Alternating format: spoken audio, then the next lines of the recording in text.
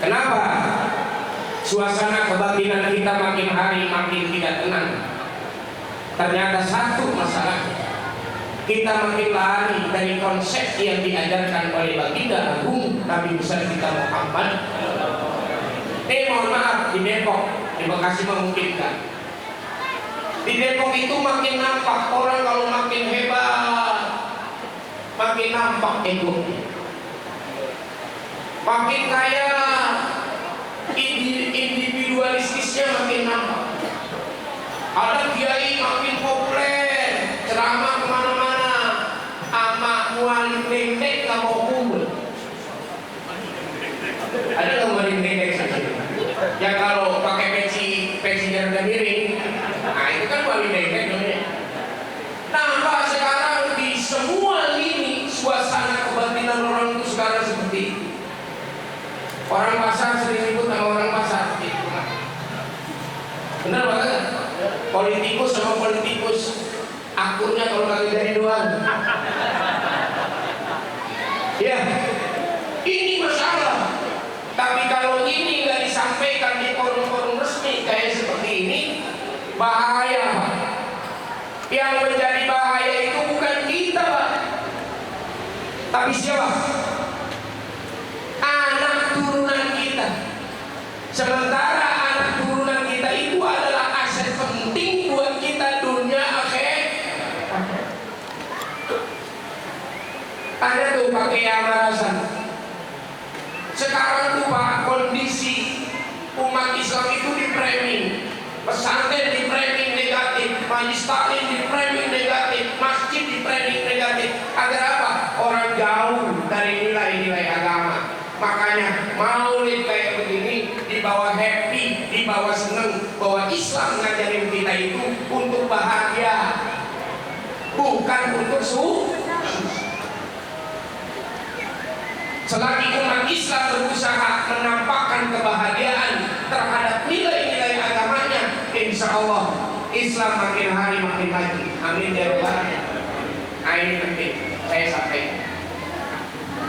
Amin ya rabbal. Tuh satu Bu, ya ingat ini. Ajaran yang paling penting yang harus kita ikuti dari baginda Rasul, dari barang yang kecil sampai barang yang besar. Awas nih Bu, ibu masuk surga insya Allah cuma negara senyum. Bapak-bapak nih. Amin. Terus senyum Pak, gak apa-apa. Ya Ustaz. Ya, terus senyum. Amin ya Rabbal. Nabi kan bilang gini Pak, ini kata orang kadang nggak punya nilai pahala. Ada nilai pahala nggak? Yang protes nggak apa-apa, ntar selesai maulid protes. Itu udah. Itu bekas kulit kacang itu. Ada ayatnya. Inna nahnu nuhyil mauta wa naktubu ma qaddamu wa asarahum. Ini bekas kebaikan bukan? Jawab. Bapaknya oke banget. Ada nggak itu 30 butir? Lebih. Ini nanti Pak, lihat di dalam kitab kuliah, kita tadi yang kecil-kecil aja.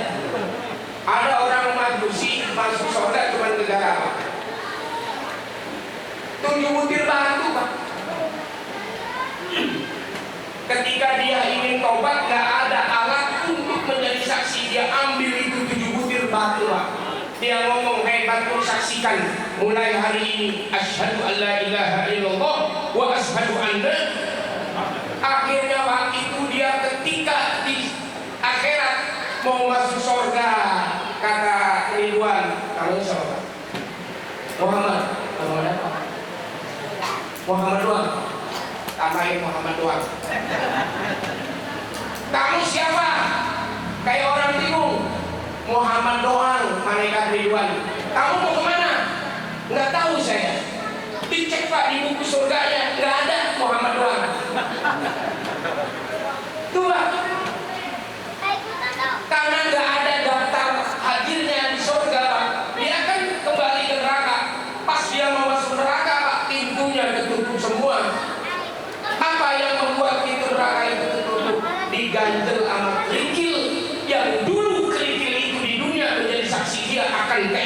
urusannya. Jangan aneh nih bapak ini nanti nggak masuk neraka, pintunya kekunci diganjel sama Bulat kasar. mungkin apa tidak? Mungkin apa tidak? Kan Nabi bilang la tahqironna minal ma'rufi syai'an. Jangan pernah nyepelein amal kecil. Dulu sering saya sampaikan di Bekasi, Bu, ibu pernah nggak ngeliat semut kepleset? Nggak pernah. Berarti nggak pernah nolongin semut kepleset? Belum pernah. B, pernah nggak ngeliat kecoa selentang? Hah? Belum. Kecoa selentang? Sering kan Bu? Ah, ibu apain? Emang orang Bekasinya cepat sewot baik. Itu kecoa selentang dijejak Pak. Mati apa kagak? Coba ambil ini satu cuti tengkorak lari ini. Selamat gak dari kematian? Kata ulama, tidak sedikit nanti orang dibebaskan dari siksa neraka, cuman negara nyelamatin semut kepleset. Kalau contoh saya itu biar lebih gampang, cuman nengkurbin kecoa selentang. Paham apa enggak? Yakin nggak? Harusnya ada ulama besar ahli tahajud Pak. Mohon maaf nih, ini penyakit hati, awas. Ada ulama besar ahli ibadah Pak. Tiba-tiba ketemu malaikat yang suka mendata, ada manusia yang selalu dipandang dan dikasih rahmat oleh Allah. Itu ulama lagi ngambil wudhu, tiba-tiba ada malaikat bawa catatan buku. Kata ini ulama, malaikat itu catatan apa? Ini manusia-manusia yang mendapat rahmat dari Allah. Coba nama aku ada nggak? Cari aja sendiri, nggak ada Pak. Padahal dia ahli tahajud. Ternyata Pak, ini mohon maaf, ada orang sombong nggak ketahuan orang. Hei Bu, mendingan hidup apa adanya, apa disimpan seada-adanya. Mending apa ada. Ya, kalau dapat seragam kayak gitu walaupun ngurus kredit pakai. Ya, mau maulid kagak punya kerudungan, ada bekas buntelan kondangan baskom pakai. Begitu, betul nggak? Kagak ada juga ada taplak meja pakai. Bener apa kagak? Nah, pas udah kumpul kayak begini, kita ngelihat siapapun pandang orang itu dengan kasih sayang, bukan dengan kesombongan.